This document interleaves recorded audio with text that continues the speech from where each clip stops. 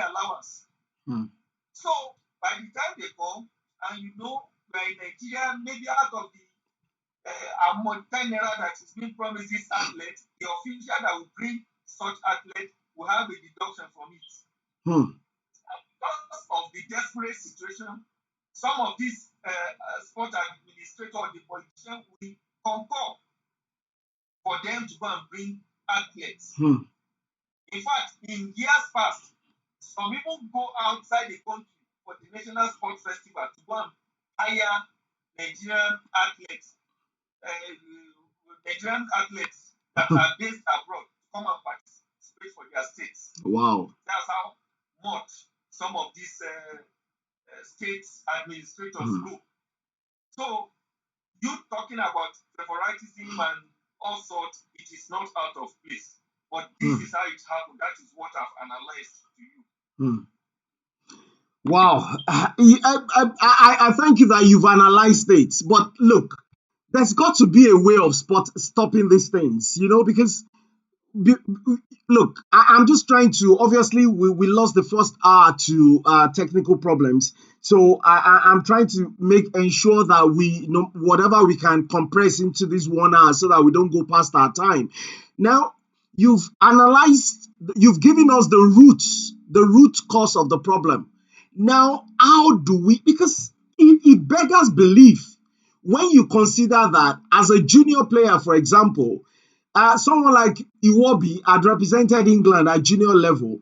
And if he had played a competitive game for England at senior level, he would no longer be eligible to represent Nigeria.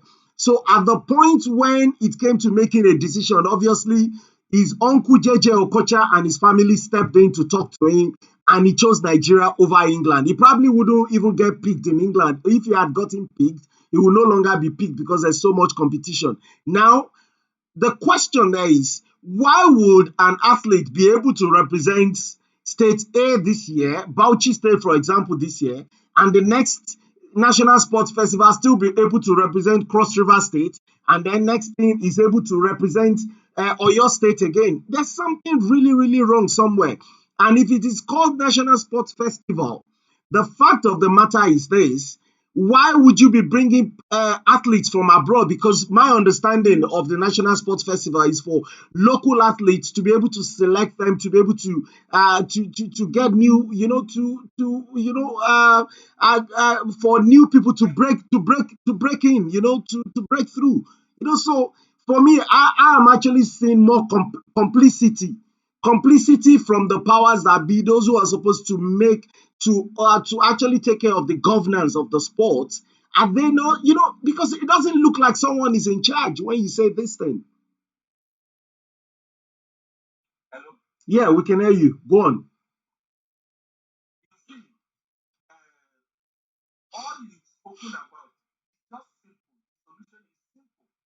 That's because over time, the structure of our sports have been, will I say, awkward, or is almost collapsed. So we don't have a proper sporting structure. But thank God that gradually there are some technocrats that are really working around the clock, like the present director of grassroots sports, the person of Dr. Ademola Are. I've had personal engagement with him, and I know that he has a lot to offer. Now, to what you talk about, we are in a digital world, but in Nigeria, we hardly keep records. We don't have statistics of all our sportsmen.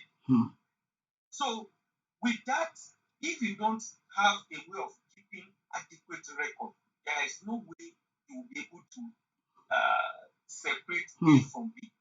But over the last couple of years, I think since everything is becoming scientific, and Nigeria is gradually getting to that level whereby they try to get data of athletes, and maybe we are coming out of what the question you asked, because Anna, again, Busola, some states are somehow Anna.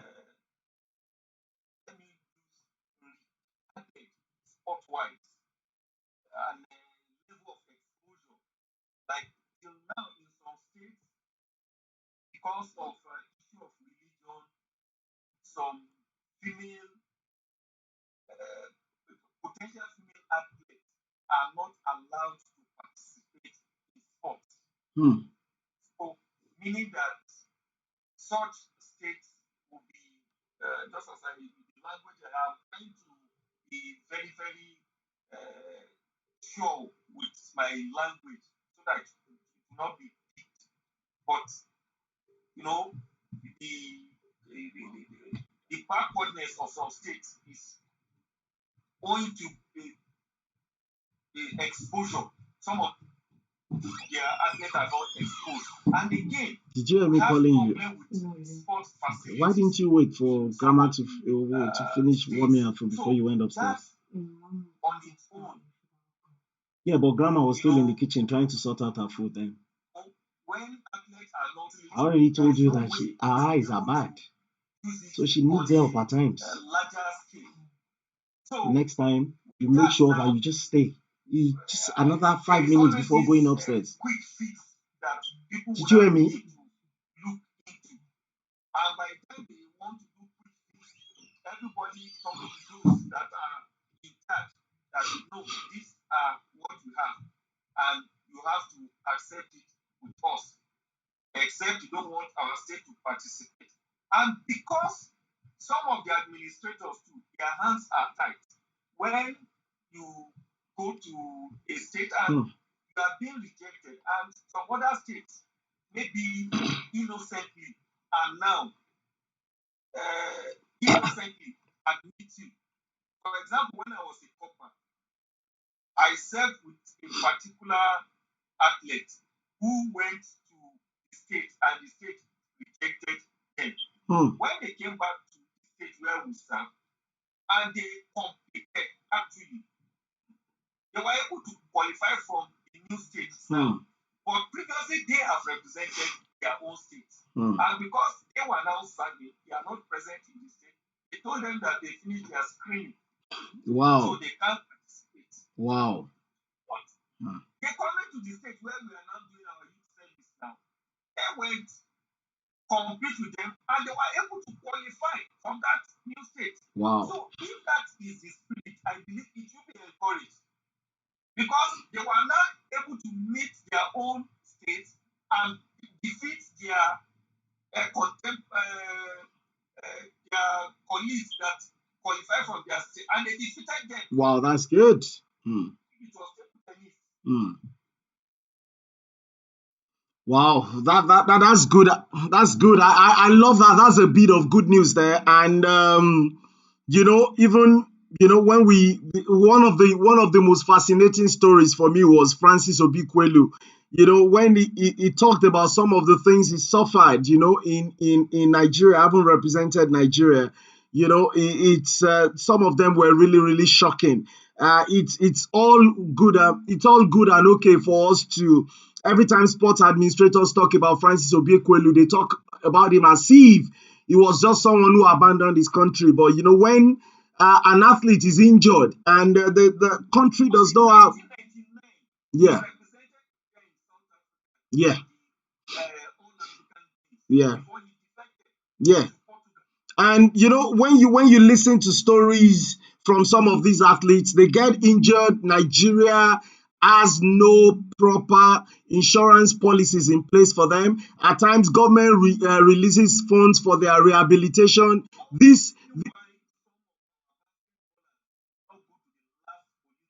Yeah.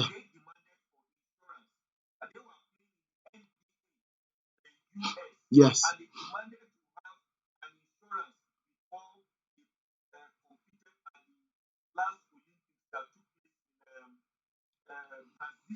Yeah. So And the beauty of it is that leads me to that issue, because that's the question for this for Edo 2020, the national sports festival that is going to be held from April 2nd. Are all athletes insured? Because you are a member of the organizing committee. Are all athletes insured? Number one. Number two, are the athletes, obviously you cannot legislate for states whether they pay, or when or whether they pay their athletes, but at least those things are within your powers as organizers of the event. uh, can we take it for granted that the welfare of the athletes are going to be really, really well taken care of, and are the athletes going to be insured for that competition? And also, you said that the games village that you're going to be using will be the University of Benin halls of residence. Now, many of us know the conditions of those halls of residence, but having said that, these are very difficult times. The COVID-19 pandemics have made these really, really very difficult times. And recently, I'm aware that the Badminton Federation came to the UK to contest in the UNEX, the oldest badminton championship in the world. And I know the delegation departed from Nigeria yesterday. I'm aware because I was in contact with them. And everything was done from everything was their welfare, everything was well taken care of.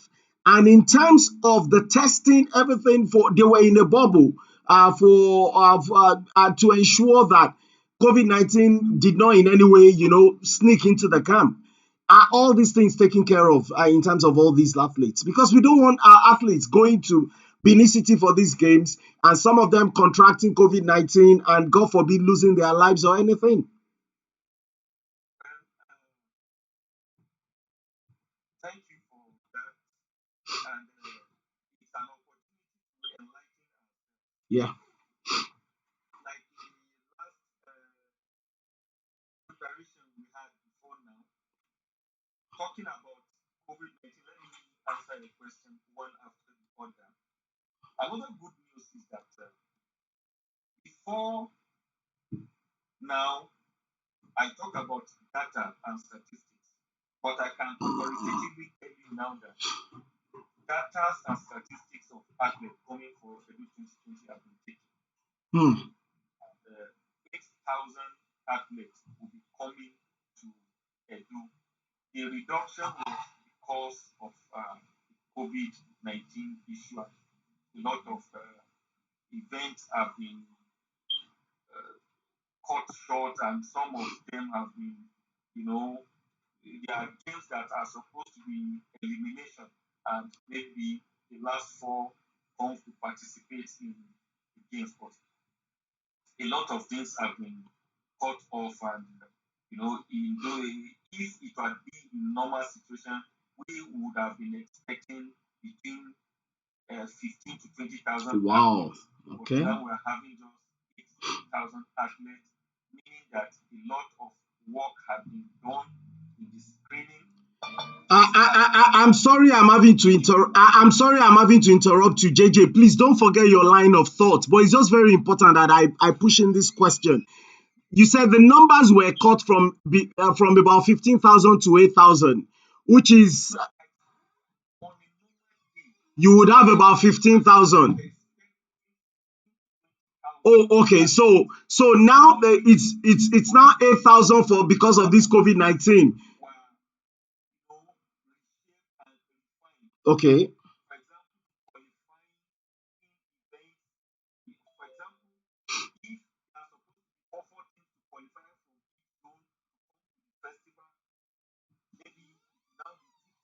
Hmm. Okay. I know some teams have as much as 15, 20 players. Hmm. So you know what that means? If 4 teams of 20, 20 players come in, and it can reduce either a team or two. Yeah. You know what I'm saying? Yes. Can you hear me? Yes, I can hear you. I can hear you. I'm just muting I like muting myself when others are talking. Yeah, go on. I want to make sure that follow.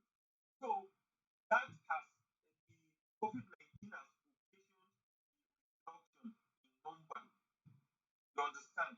So having that in mind, when they arrive on the second, another round of tests will be conducted. And another good news is that all athletes coming for the National Sport Festival before they enter the game village after their screening and test will be vaccinated. That is a step up in the direction of safety. Are you getting me? Yeah, yes. So, meaning that the, what constitutes the National Sport Festival main organizing committee is not only the coaches or technocrats, you have the medics too that will do their part. So, and we are even doing doping tests. You understand? So, a lot of things are in place to ensure safety. Then, in terms of funding Yeah. and insurance that we talked about, I want to make sure I'm not missing anything. Yeah. Funding, I don't think any ministry, the federal government or the ministry will have a say on that. It is individual states that knows how they will fund their athletes. It is when they now come for the festival and we see, in fact, taking care of them, feeding and everything should not be a problem. This is a sizable number, so that should not be a problem. The case of insurance, I think over time, the ministry has spoken to federation on need to get all their athletes representing us now on international competition insured in case of injury or any form of accident. Because in the past we've battled issue of abandonment and so we are trying to guide against a occurrence on that aspect. So that takes care of that. Insurance, I think the ministry is working towards that. We are beginning to get exposed to some of these big time insurance company that will have to do with life insurance, property insurance, even in terms of injury and stuff like that. So I think we are getting exposed to that because I told you sport is a big business and we are going in that direction. So, but it's a gradual thing. It cannot happen suddenly. And that is why every federation is always encouraged to really ensure that they do the right thing to attract the right set of sponsors.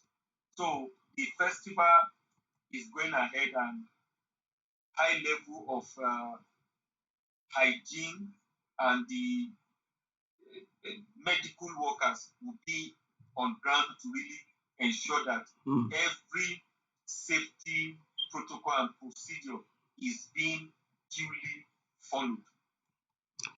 Thank you so much, JJ. I really, I love the way you're answering the question. What I particularly like about it when you speak is you. So I don't know how you do it, but you don't miss out anything. Usually, at times we interview people. At times we speak with people, and they, of course, they discuss what you've asked them, but they actually forget one or two parts. But I really love the way you always cover that, and I love the way you've gone over it bit by bit, one by one, so that anybody listening can actually understand all these things you're saying. Now, thank you so much. Now, JJ Oyekale, because I'm hoping that we also find time at the end of the day to talk about you. But what we want to do is take about 5 minutes to talk about Principals Cup, and also have at least 15 minutes where our members, the in-house panel, that's a new structure we want to be doing. The in-house panel will feel free to engage you, discuss with you one-on-one. They become mini moderators at that point. And but let's quickly talk about the Principals Cup. JJ Oyekale, I went to FGC Ogbomoso, as you well know, and there was a time, in fact, not once, not twice, we went to play teams out there in Ogbomoso, and then you find out that many of those who came around who were representing the other team were actually mercenaries. You see very elderly people that you know as full-time mechanics in town, full-time carpenters. They represent some of these schools those schools when it came to football. And it's I remember when we got to the final, we had to go to Adaman Singba. There were some of those who came. Of course, later it was confirmed. It wasn't. They weren't rumors that the team that came to play us was like 80% made up of elderly professionals from some local football team somewhere. Who were not students of that school at all. So, and of course, we know about the Baptist Obanikoro and all the wars that they fought, Principals Cup, because of at times mercenary, St. Fimbas.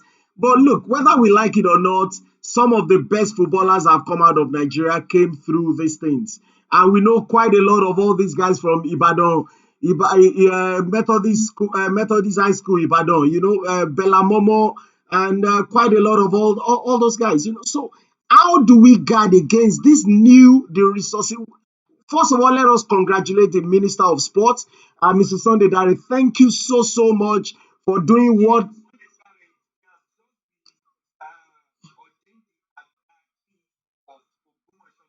Oh, Chief. Well, okay, thanks for that correction. But really, for me, I'm always afraid when technocrats come into a ministry and then they start taking chieftaincy titles. A lot of times in Nigeria, that's when they begin to lose it. They begin to lose the direction. They begin to lose the focus. I don't know why. Maybe I'm just biased. I love technocrats by their name, Mr. or Doctor or engineers. By the time they start becoming chiefs in Nigeria, we've seen it again and again and again and again. Okay, the Agbaki, who is now a chief, which means someone like me has to be a bit more careful now. I need to know about his activities more before I mention his name.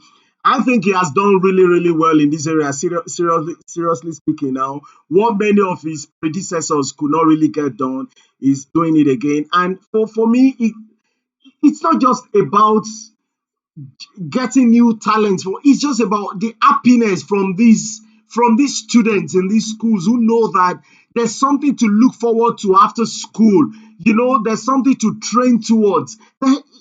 It's just that excitement because I've been there. I represented my school in handball, but at the same time, I was one of the principal supporters of the football team all through my years in secondary school, and we always looked forward to Principal's Cup. Are we getting it right this time around? The issue of mercenaries and poor officiating, are we ensuring what is the Ministry of Sports doing to ensure? And of course, now that I believe the Nigerian Football Federation is also involved in this. What are they doing to ensure that these things do not go the way of the old editions?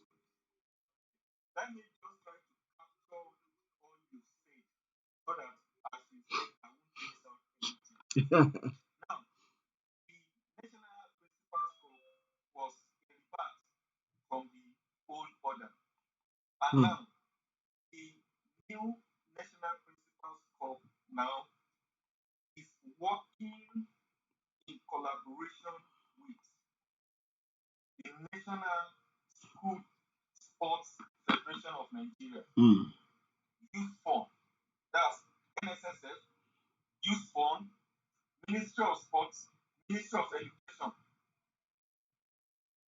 and all the talents now that are being discovered will now be handed over to the Federation. Now, issue of machinery, if you are working directly with the Ministry of Education and the National School Sports Federation of Nigeria that have their branches in every state of the Federation, to a very large extent, even if you cannot cut it 100%, Hmm. you would have been able to arrest it up to 90%. Hmm. That is because you cannot 100% say every graduate from secondary school must be 16 years. Hmm. There are some late starters that are 20, even 21 before they Yes. finish from secondary school. Yes. But to a large extent, by doing this, you will address it. And again, schools are now encouraged. In fact, it's a must that they will now register online. We have the data of this school and these wards, that's the students from each school, together with their results Hmm. from SS1, SS2, even PSS. Wow, that's Because brilliant. schools must have the records. That's good. Again, the National Principals Cup have been expanded. It is no longer only football. Like this edition is going with 5 different sports: badminton, athletics, table tennis, football, and boxing. Hmm. But because this first version is being abridged, I think maybe boxing is not being included because of facility.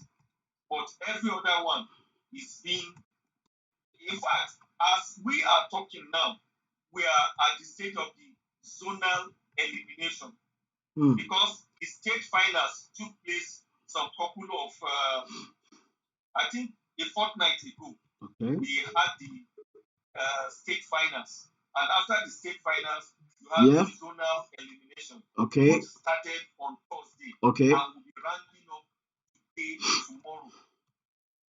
So the zonal, we have 6 zones, and each of the zones hosts states from their zones. The Northwest Zone, their elimination is taking place in Kaduna. The North Central Zone, their elimination is taking place in Jos. The Northeast Zone, their elimination is taking place in Bauchi. The Southwest Zone, their elimination is taking place in Ibadan. The South-South Zone, it was supposed to be in Edo, but because of the preparation for the festival, it was taken to Port Harcourt. And the Hmm. Southeast Zone is taking place in Enugu. And results are pointing. Now, athletes discovered from this Principals Cup, we are working hand in hand with the various federations of the aforementioned sports that event that we are doing. Like all the athletes that are discovered from athletics will be handed over to the Athletics Federation of Nigeria. Hmm. The one discovered in football will be handed over to the Nigerian Football Federation. Hmm. The one discovered in table tennis, same. The ones discovered in badminton, thank God, the president is one of us, Yeah. Barrister Francis Yeah. Bobo. And that is how it is done. So it is better structured now than what it used to be. Yeah. And issue of machinery, Hmm. to a large extent, I think it has been addressed. And if we are in for a better sustaining program, that is because now the ministry has involved the private sector. Hmm. Like the marketer for this particular event is Idea Plus. And one Wow. of their major sponsors now is Access Bank. Wow. And they are really doing well. That's So good.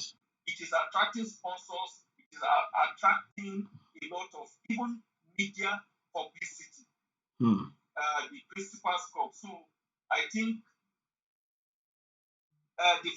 this first version is an abridged one, so it might not be as the ovation might not be as loud as it's supposed to be. Yeah. But I tell you, talents are being discovered, and you see the competition. I was here live at the Agege Stadium for the ceremonial kick-off, and you will see what those boys exhibit. Their level of play was even far beyond that of secondary school boys. Mm. You see them, they are young boys, meaning that there's hope for the Nigerian football. Owing to the fact that the last two editions, uncharacteristically, Nigeria has been eliminated Mm. even from qualifying Mm. events, where in the under 17 World Cup, Nigeria used to be the king.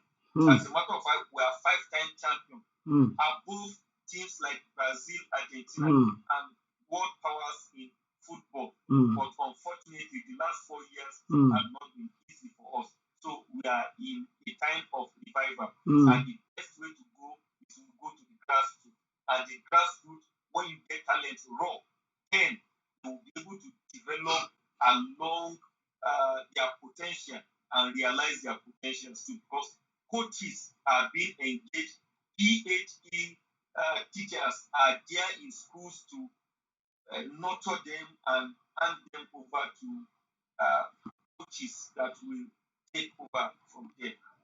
Wow. I've covered the You've actually, I just, once again, if I mark your script, I'll just put 100% as well. Well done, JJ. I really, really appreciate you for this. And, yeah, I apologize that it does look like I'm rushing you, but, we lost 1 hour to connection issues. And at the same time, we have a lot to cover. But of course, there will be a part three by God's grace. That's the only way, because we don't also want to overstretch this, both because of you and also our in-house panelists as well, who have other things to do to prepare for work tomorrow. So I'm just going to open the floor for our panelists to be able to have their say and also put in a few comments. And if we do have a few minutes before we conclude, we just want you to tell us a bit more about yourself, So, but let me open the floor right now to our in-house panelists. I'm going to start with our Secretary General, as is our usual practice, Comrade Shola Fayemi. Over to you.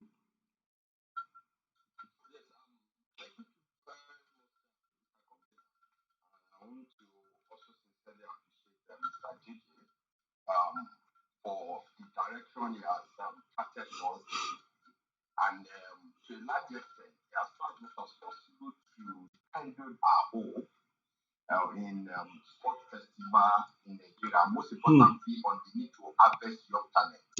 Because what many of us learned and what we understood about sporting industry in Nigeria is just the fact that we have talented young men and women. We have people who are willing and who are passionate about the sports industry, and people at every point in time have always, even under normal circumstances, to spare so many times of their days in developing themselves for them to also rise to stardom. And like you said, aside from the administrative issues, aside from politics, which has permeated into the fabrics of developing a sporting industry, what we just need to do at every point in time is we should try as much as possible in putting the round pegs in the round hole as far who is to manage the sports industry in Nigeria.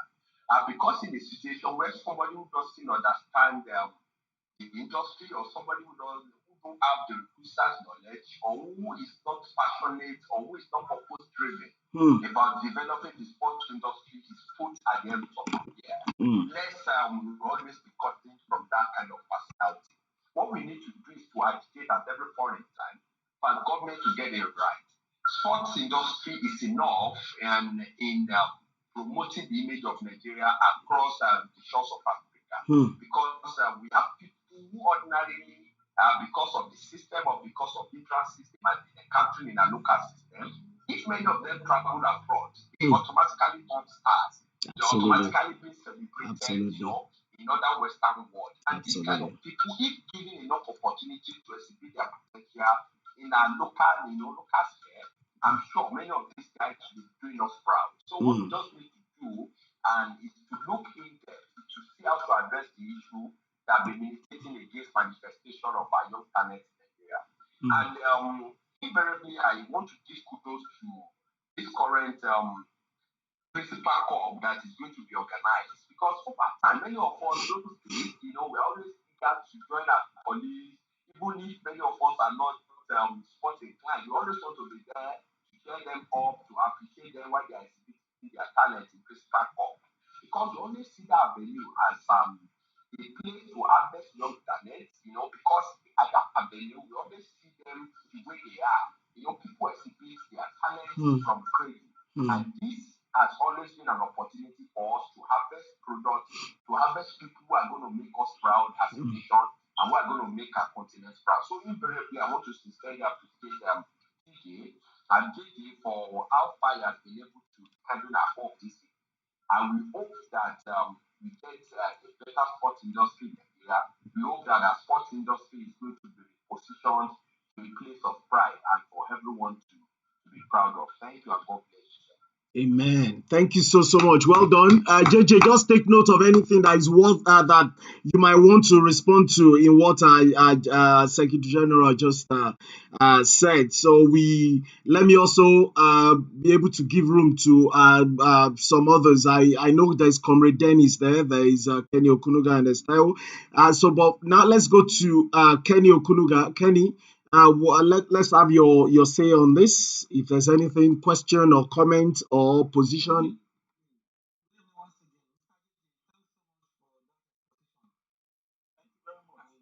This is the second time here, and I'm saying it again that the first time you were awesome, and today again you have been so awesome, despite the conspiracy of our network. Yeah. But then may I ask that how can we professionalize the management of sports in Nigeria? A case where we have someone who studied economics, who studied biochemistry, who do not have any background knowledge of sports, managing the sport affairs. If you are managing tennis, you should have something to back it up. So how can we, or do you think it is okay for us moving in that direction, professionalizing sports management in Nigeria? Thank you so much, Kenny Okunuga. Comrade Kenny, thank you for that. I'm just going to take Comrade Taiwo and Comrade Dennis Agaye Akor before we let JJ do what he does best. Taiwo, let's come to you. Comrade Freedom Okunuga. Taiwo, I did notice that his connection was playing up. Taiwo, are you there? Are you there, Taiwo? Okay, Comrade Dennis Akor, what about you? I honestly don't know how we do it in Nigeria. About 2 days ago, I was to be part of a major conference on the diaspora, and the main speakers were from Nigeria.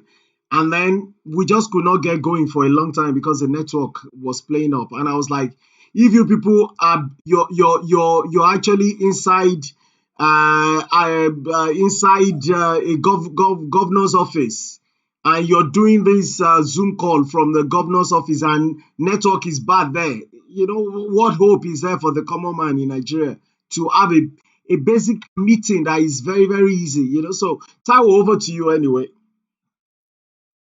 All right. No problem. My question I was trying to ask, how do we move beyond the present limitation we have in the sports industry? Sports seems to be the only industry that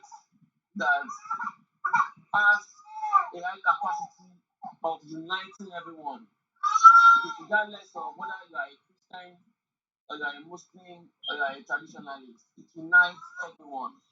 But one of the issues I've seen over time is, just like Kenyon asked, is putting carpenters, appointing carpenters to manage the industries. When I say carpenters, I mean appointing non-specialists to manage the industries, just because of one or two political affiliations or political necessity. But how do we practically move beyond this limitation in such a way that politics do no longer influence appointments of individuals as managers of the sports industry? Thank you, sir. Wow, thank you so much, comrade. And I also we've got a comment. We've got I think it's a question there from Dennis, comrade Dennis Agaye. I don't know. I believe I'm calling the name well, comrade Dennis Ako. Why? My question: why is Gerard Rowe still there? And Eagles, I believe it means Super Eagles, are playing badly. Is he settling people in the NFF? I believe that's is Gerard Rowe rogering people in the NFF. You know, so, sorry, the questions, we've just got to take them, and this is the beauty of it. These are no allegations from us. We're just taking questions from those who are here. So the 4 people have spoken there. So let's give you room to respond to them all. JJ, so over to you, JJ. Yeah, thank you very much. So I didn't hear the last question very well, but Okay, let me repeat it. The question, this from Comrade Dennis Agaye Ako. My question: why is Gerard Rowe still there and Eagles are playing badly? I believe that Super Eagles, obviously Gerard Rowe is a coach of the Super Eagles, and obviously I think Nigerians are complaining about the standard of the Eagles, that they're so poor now. So is he settling people in the NFF? You know, but I believe this means he's the manager bribing people in the Nigeria Football Federation. So there are 4 people there who've spoken. Some were comments, some were questions, some were things requiring clarification. Let me just leave you to respond to all of them. thank you very much. I think the first speaker, that's the secretary, made his comment and it was elaborate. Then the second person, the key thing he asked was how do we professionalize football or sports generally? And the third person, the question too is not really far from that.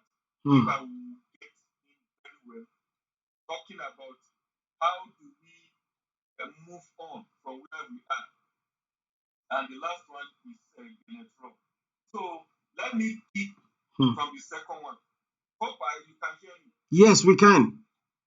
Okay, we can. The second person said, how can we professionalize our sport? Over time, I've said it and I'm repeating it again that sport is a big business and it is not supposed to be practically 100% handled by government. If we must move from where we are, if we must get it professional, we must try to work it out as if not fully privatized, then it should be public-private partnership. That is PPP. You understand? Yeah. For example, the English Premier League is a global brand because the private sector was involved in it. So, as for Nigeria to make gain in sports, we need to involve the private sector. As a matter of fact, we wouldn't know what we are missing until we do that, because it can grow our GDP. Now, professionalizing it, you need professionals to make it to make it professionalized. And that is why we have our NIS, National Institute of Sports. It has been underutilized. It's supposed to be an institution of its own, degree awarding institution that is supposed to have expanded and collaborated with a lot of institutions, both home and abroad. now that the world is a global village. Mm. By that, there should be some certain courses you can take to be an administrator, to add up your coaching acumen. You know, if you are going to be a sports psychologist, there are some courses you are supposed to do, even the medics, because even in sport you have the sports doctors. It's not the general doctors, but you have the sports doctor, those that are orthopedic and trauma doctors that have to do with issue of bones, fracture, and so.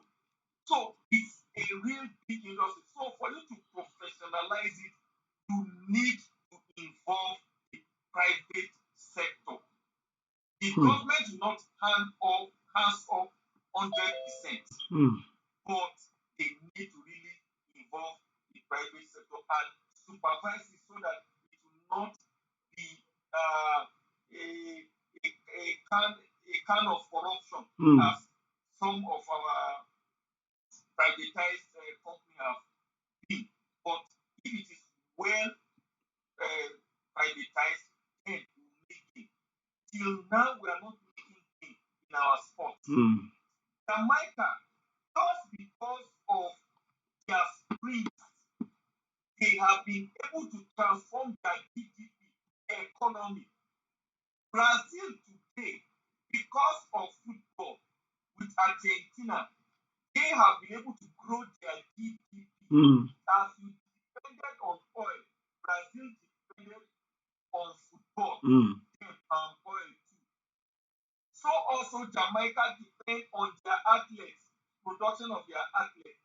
What does Nigeria depend on? Till now, we depend on crude oil that is falling in the international market. The price is crashing. We need to diversify. And again, how do we move on? A third place is in South Africa. Regardless of the party or the administration, and Danny Jordan has been there for God knows how long. He has been the sport minister for over a decade. That is continuity for you.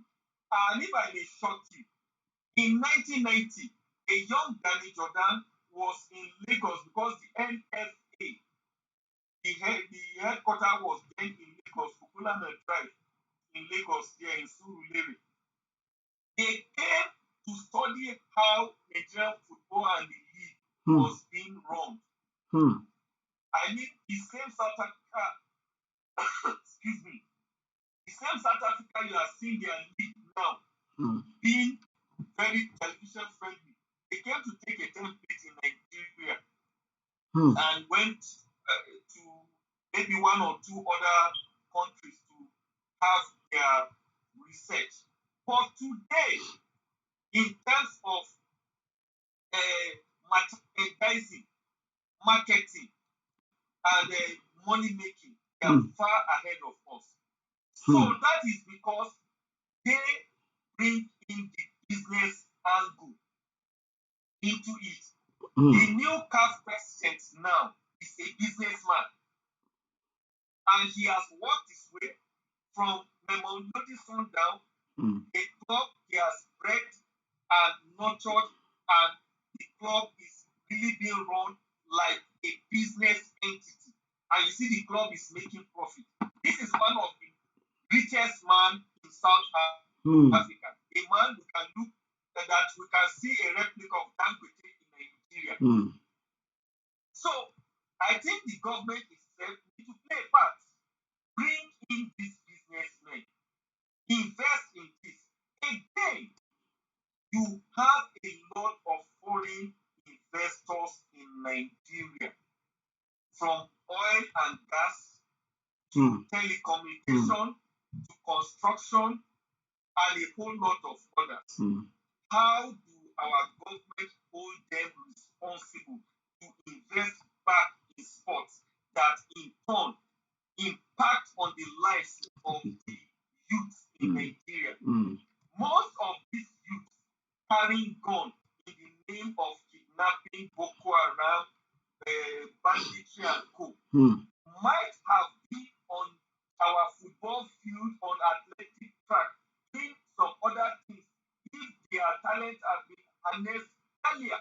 But because the saying that the idle hand is the devil's workshop have played its part, our sports industry was almost dead. And since these youth have nothing to do, that is what they are doing. Absolutely. You see, where I know that you can engage a lot of youth if we have a vibrant system is that look at all these betting companies now.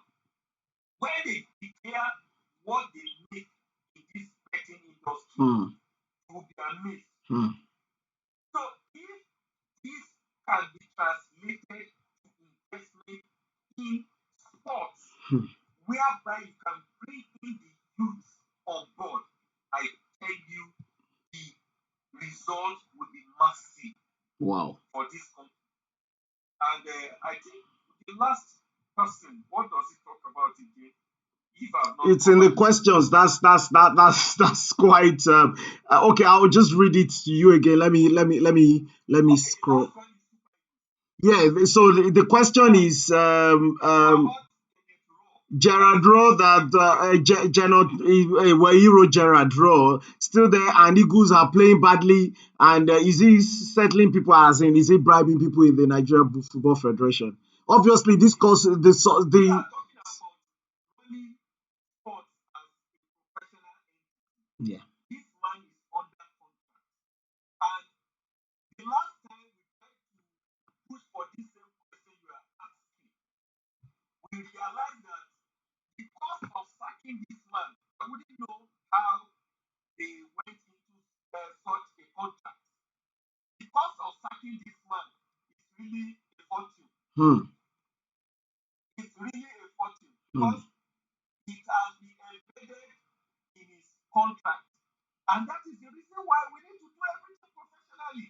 I wouldn't know what the legal team of the NFF were doing when such a dubious clause was involved or included. Yeah, but now, this is look.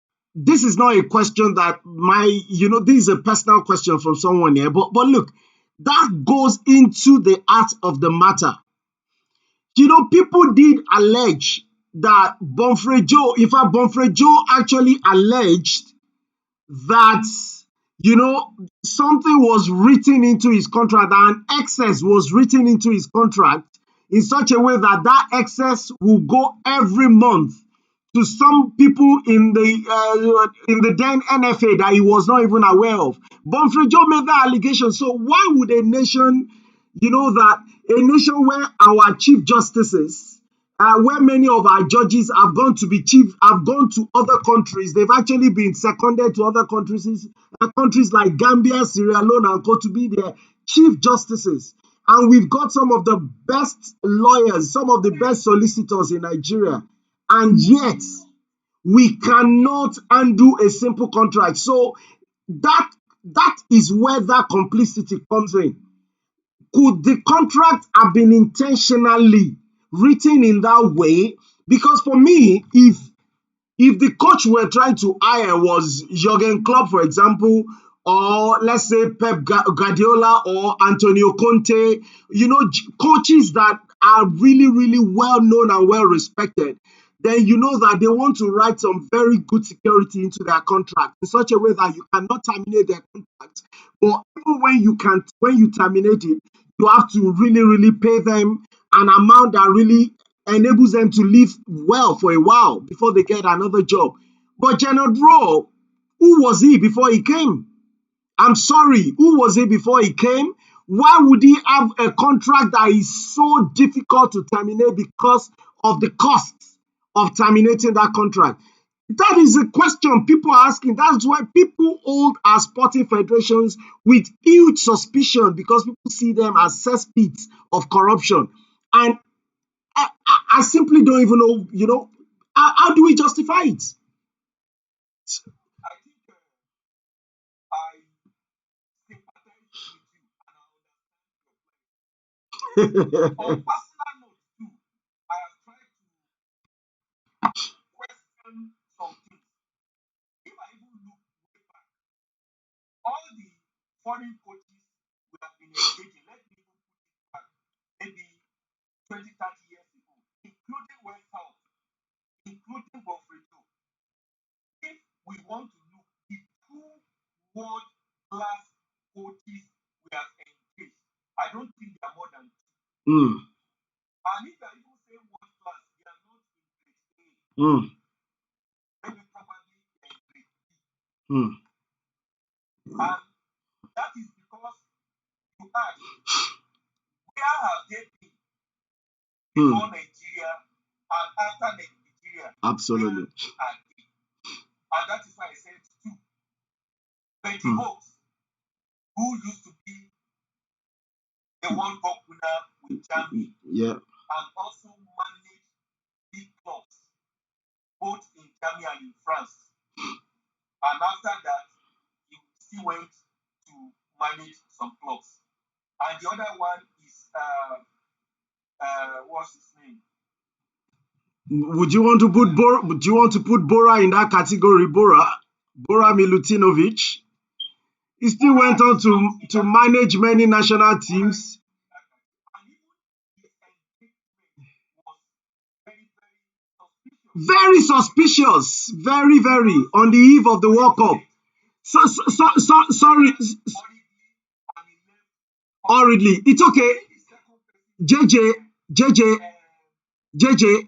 JJ, let me just quickly. The former coach of Sweden. Yeah. But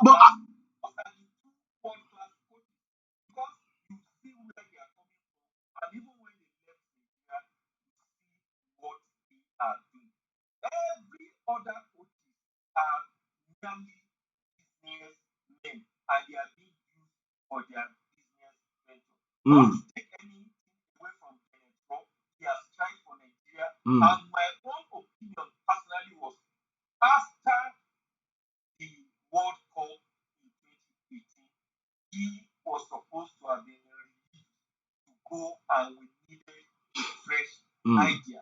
He took Nigeria from maybe 70th position on the world ranking, and he took us to 20 something. But now we are beginning to do a backslide again.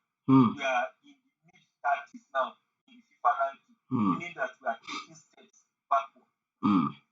Okay. And what JJ, please. JJ, I'm sure. JJ. Yeah.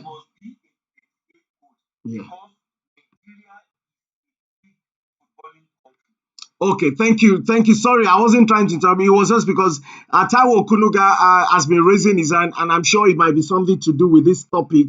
Just so you take everything together, and then we know we're closing for the day. That's why. So sorry, I was trying to interrupt you. Taiwo Kunuga, please unmute and ask your question.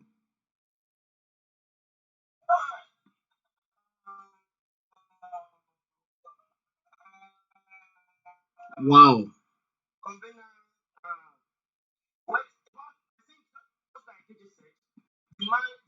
Man is overstaying stage, Nigerian stage. Stars don't stay too long on stages in this country. We have past examples for that. After the World Cup, I expected also that he should resign, or perhaps the relief of the job, because we do not have a culture of sustaining our best hands.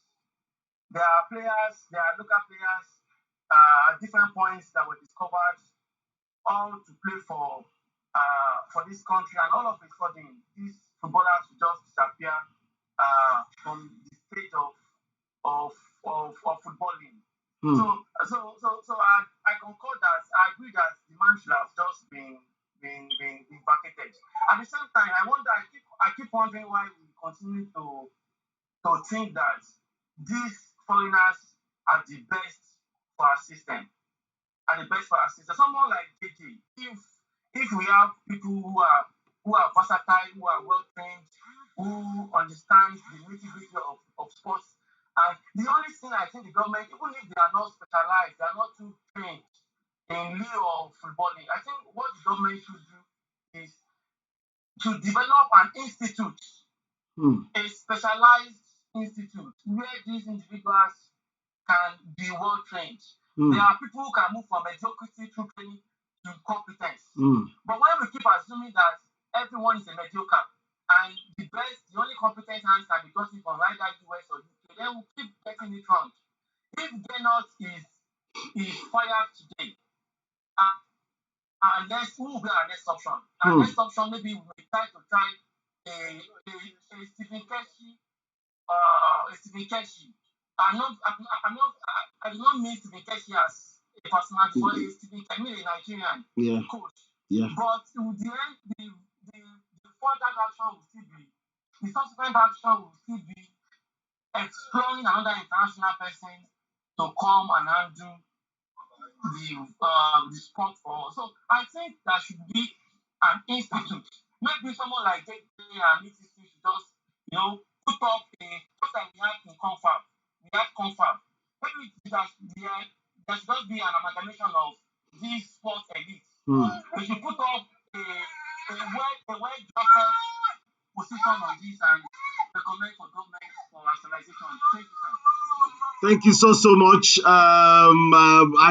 JJ, you've heard it. So JJ, over to you. Thank you. I know when it is when the daddy is babysitting and at the same time also trying to do this. God bless you. As kudos to daddies who also babysit their children. It's our responsibility, not just the responsibility of the wives alone. So thank you so much. So JJ, let me let you conclude this, and then the sergeant gives a vote of thanks, and then we conclude this session. So JJ, over to you. Well, said a lot, and I think if we begin to talk and talk from now to tomorrow,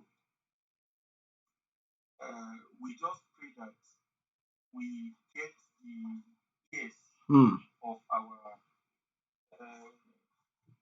administrators, because you see, change is one of the most difficult things. And in change, you have what you call trust. By the time, we are talking about technocrats, politicians are there trying to push their own to head most of this, to be at the helm of affairs.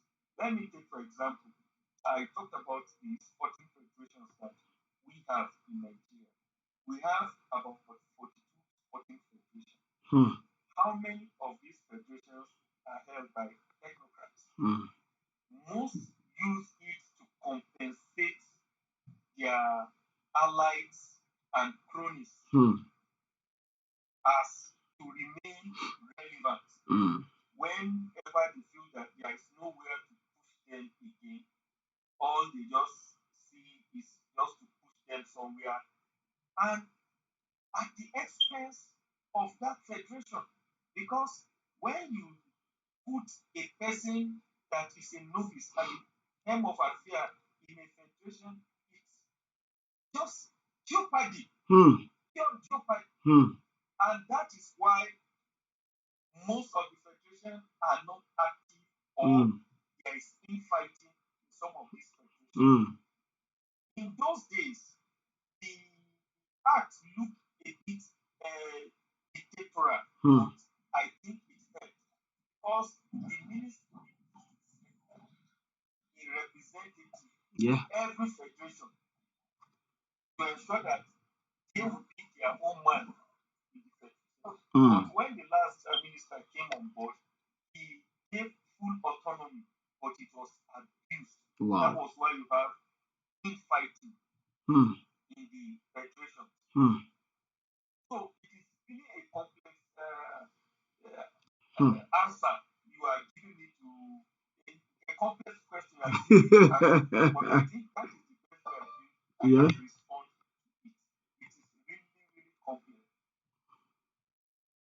Thank you so much. But it's a gradual thing. We can get it gradually. gradually. Mm. If we try to restructure as I earlier said. Mm. Mm. Thank you so much, JJ. You've been extra fantastic. I must say to you. I well, don't let me take the job away from. Let me. Can you just in 2 minutes before the SecGen actually does the vote of thanks? Can you just tell us a little more? Just tell us more about yourself. The way you pronounce some Hausa words, it for me it gives an indication that you probably have lived in the north or something. Just tell us generally about yourself. Let's just know more about you. I know you, but what about those people out there who just want to know a bit more about you, JJ? Just so let's hear you. Well, it is from Oye Kale. I Hmm. was born in Jos, actually, and I did my primary school in about three states in the north, Hmm. from Plateau State to Kano State and part in Kwara State. I finished in Plateau State, so I had a merry-go-round my early years in school, and I do sports even while in primary school, football, handball, and volleyball. Hmm. And in secondary school, FEGO has brought us together now. I used to be, I played football, Mm-hmm. also handball, and I was in the hockey team also. I represented FEGO at Publix Hmm. in 90. That's federal government colleges games. I think our zone was in Ilorin. Yeah. So we had like nine schools. Hmm. Now, after FEGO, well, while growing up, aside being a person that is interested in sports, I was artistically inclined, meaning that I can draw very, very well. Hmm. In my set, I was one of the best in fine art Hmm. in my set. So that uh, maybe helped my choice of my career of architecture. Hmm. So so that that talent will not be wasted, I decided to go for architecture. But getting to architecture, it was a different ball game entirely. I Altogether. find it as interesting as ever. Hmm. So it was another interesting life. And growing up again, before then, when in primary school, I grew up with my grandparents in Jos. Hmm. I learned the art of tailoring, Hmm. so I can still sew. Wow. And maybe in my secondary school and higher institution, while trying to hustle and do something, I was a fine art teacher for about 2 years. Hmm. And when you see some of my students, you will not believe that they pooping under me. So I Wow. was once a teacher also. And again, after growing up, since I could not play active football for Hmm. Nigeria, my passion to impact sports now brought me into the media Wow. that I have to really do something. And over time, even while in Fego, as a person personally, I started buying sporting paper way back in 1990 Hmm. while still a student in school. And after my graduation in school, 1993, I started buying football magazine. So as a person, I did a lot of research, and today a lot of people that interview me call me sport encyclopedia. But it was, you know, time I gave to research, Hmm. reading, and listening to veterans Hmm. in the industry. Yeah. Late Walter Oyatobu and a couple of others. I read articles. Hmm. Fabio Lalipepu, Olakami, Mumuni Alao, a couple of others, Kule Sholaja, Hmm. the complete sports in those days, and a lot of others. So I developed all that to now become a sporting uh, encyclopedia Hmm. of my own. Hmm. And with my good knowledge of sports, I realized that even when I stand or talk and Hmm. with the way I analyze. So that is just a simple autobiography about myself. Wow. Thank you so much, JJ. It's such a pleasure having you here. JJ, we've got to do this again. Uh, Once the National Sports Festival runs and we want to bring you back so that we analyze it together, just so that the lessons learned. And I'm hoping that by the grace of God, I think the finals of the principal school takes place from Thursday till 27th wow, March. So wow, that's the finals will run just in this new week now. wow. Because they will finish the zonal elimination day tomorrow. So by Thursday, the national finals will take place in Abuja. So we'll be busy from Thursday. From So I 25th. think that's a point of information so That, that that our audience can follow it up. absolutely, All over the news, all absolutely. the tweets and visual media. Are the games gonna be on TV or anything? Has there been any attempt to put them on Yes, TV? we are planning so that it's gone live on air. I think we are working round the clock with NTA Okay, with on start time through okay, FCCA. okay, So if you get to see the light of the day, it run. And if not, we still have a live stream that it will run on. But we okay, want it to run on television too. okay. On terrestrial TV. Thank you so much. Thank you Yes, so very, much, very JJ. Really appreciate you. I'm just hoping that by God's grace we can get all these things right next time so that the publicity, the awareness is there for all these things. um but well done. When we see, look, in Nigerians, I think people say that Nigerians are we're fond of criticizing and criticizing and criticizing. When we see people like you who are very hardworking, who want to give yourselves to the betterment of youth and sports in Nigeria, because it's not just sports alone, it's youth and sports. And for me, I keep saying the key part of it. Look, the best afternoons for me in secondary school, if our football team were playing, then the manual labor was always postponed. It will be cancelled for that week. For that, I know that.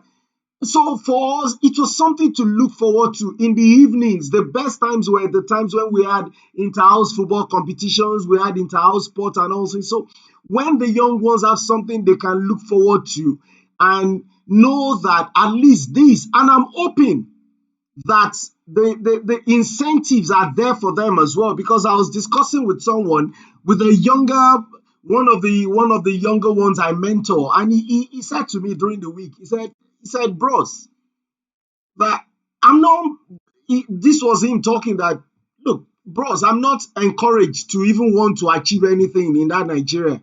I said, why? He said, Nigeria, that look at it, go and look at state governor, that people are sick in that state, footballers are dying, people are, clubs are dying, but that the governor went to dash, quote and unquote, of course, I'm quoting him, someone who won, is it Big Brother Nigeria or something? They said the person won, that the governor gave him money again and they gave him a job. And then they celebrated him in in governor's office. And then the people who win science competitions, they cannot go abroad to represent because they do not have funds. And there's a university where a best student in a particular course, I think they gave him about, was it 4,000 naira, and they even did a very big photo with the check or something. Look, and yet all someone needs to do is to go naked in the newspapers, become a celebrity, tattoo everything on their body in Nigeria, millions will start flowing. There's something wrong with us. I don't know, but at least we want to appreciate people like you, that you're committed to helping the other ones, the young ones, to actually discover themselves, discover their talents, and rather than having our youth go into the area of banditry and all these things, at least something is there for them to look forward to. But please, can you take this message to those at the top? Incentives have to be there, because Once people, it's just like just like the Niger Delta agitators. People were busting oil pipes and also, and they were getting millions in dollars. And then if you take it away from them and you don't give them something that is at least attractive, they will go back to their old trade.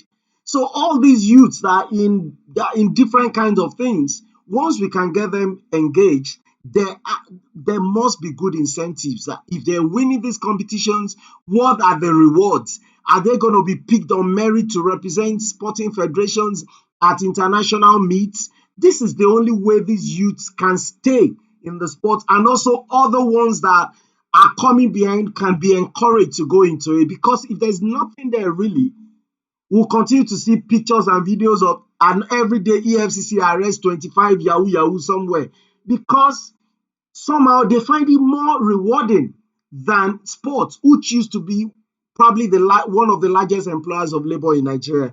Thank you so much, JJ. We appreciate you. Keep it going. We love people like you. We keep seeing you up there. And, we pray that God will continue to elevate you. Once again, please express our appreciation to the minister for these things, and let the minister know that PLIDE, our platform, we will happily criticize him. And now that he has become a chief, and chiefs in Nigeria, they are more like politicians, not technocrats. So we're hoping the other side will not follow, because if the other side follow, we will gladly criticize the minister as well. But for now, please express our appreciation to him. Mr. Sergeant, can you give the vote of thanks and we close this program?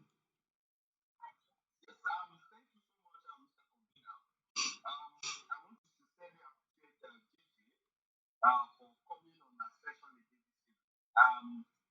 It has always been expository. It has always been uprising, having him around every time. And tonight too, you are not disappointed. We sincerely appreciate you, and we want to pray that God will continually uphold you, and God will continue to support you, so as to always be light to generations of born. And to all our audience and in-house panel, I sincerely appreciate you for taking out your time always joining us in this session. It is the improvement of our mandate of making a better society, and we will not deter from that drive. And I want to sincerely appreciate all our audience who have consistently been joining us on our social media handle. We sincerely appreciate you, and we look forward to partnering with you at every slightest opportunity in making Nigeria a better nation. So once again, Mr. Agbedeyi, thank you for coming, and we in PLIDE appreciate you for being with us always. Thank you, and God bless you all. Amen. Thank you so much, Mr. Sergeant. Thank you. Ayole Olayinka, I saw your message. Thank you so much for joining us. I did see that you said you were having serious connection issues. You're not the only one this evening. Comrade Dennis Agaye, Comrade Freedom Okunuga, Comrade Gandhi Okunuga, Oladaya Folabi, and of course, my wonderful Sec-Gen. Thank you so much for joining us. JJ, in just 1 minute, a final word, and we close. Thank you so much for having me on the program, and we pray that all we wish for this great country will achieve it, because we are born with potential, and having potential is not enough to realize the potential. May God help us to realize our potential. Amen. Thank you, everyone. Bye for now.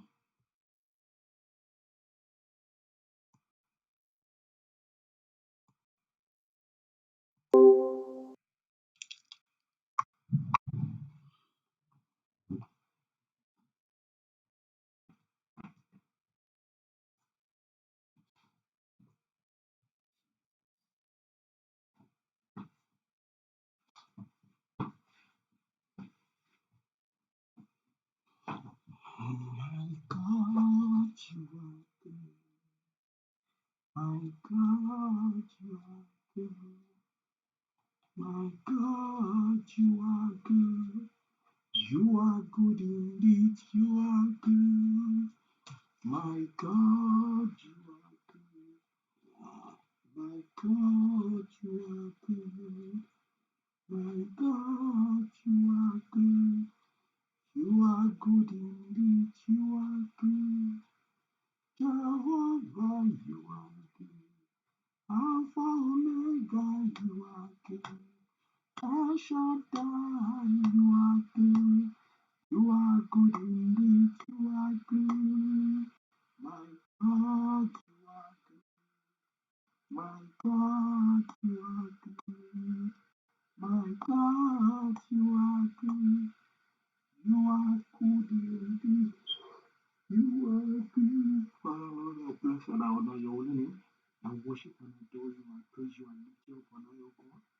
There's no one like you, none can compare to you. You are the King of glory, you are the God of all flesh, you are the Alpha and the Omega. You are the omnipotent God, omnipresent God, omniscient God, you are the beginning and the end, you are the first and the last. All the glory, all the honor, all the adoration and exaltation, praises, power, worship, and dominion be unto you alone, O God, in the name of Jesus. Father, I have sinned and fallen short of your glory. I plead for mercy this morning, for this evening, in every way, me, my family have sinned against you, Father. Have mercy, Almighty God. Please wash us clean of all unrighteousness in the blood of Jesus. Please let us not continue to live in sin and grace will abound. Help us to forsake iniquity and live in holiness all the days of our lives in Jesus' name. Father, Lord God, there is no one like you. You alone are worthy of all my praises. You alone are worthy of all honor. You alone are worthy of all adoration. You are the God of my life. I thank you for the success of this webinar. I thank you because you've done what no one can do. You've done exceedingly abundantly above all we can ever ask or imagine. Take all the glory forever in Jesus' name. I commit this week into the hands of God. What only you can do, please do in our lives. Father, please bless our going out, bless our coming in. Please make a way for us where there seems to be no way. Please order our footsteps ahead of God. Please baptize us with the spirit of wisdom, knowledge, and understanding. Please give unto us the riches of the dark and secret places. Let your grace manifest in every area of our lives. Let this week be outstanding and let it be a week of breakthrough, of open doors, of open heavens. Father, as we will be going to and fro, our Father,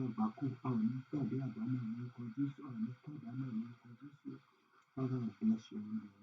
I will worship, honor, and adore you. I praise and I lift you up, Lord, even as I celebrate you, God. For there is no one like you. For you alone are worthy, O God. In Jesus' mighty name I have prayed. Amen.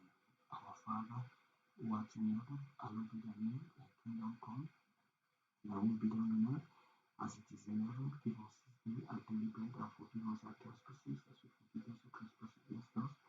And lead us not into temptation, but deliver us from evil. For thine is the kingdom, the power, and the glory, forever and ever. Amen. In the grace of our Lord Jesus Christ, the love of God, and the sweet fellowship of the Holy Spirit be with us now and forevermore. Amen. Surely, God's goodness and His mercy shall follow us all the days of our lives, and we shall dwell in the house of the Lord forever and ever. Amen. We shall not die. We live to proclaim God's goodness in